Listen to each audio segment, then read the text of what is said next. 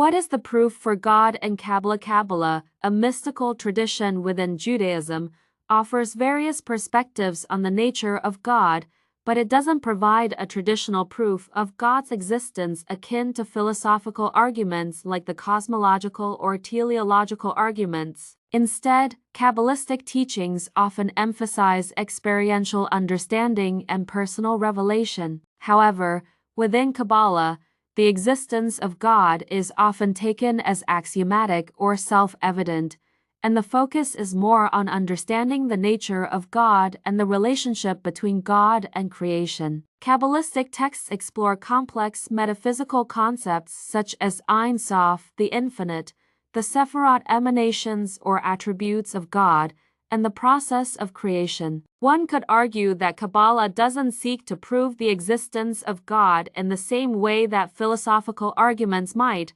but rather to provide a framework for understanding and experiencing the divine through mystical practice and contemplation.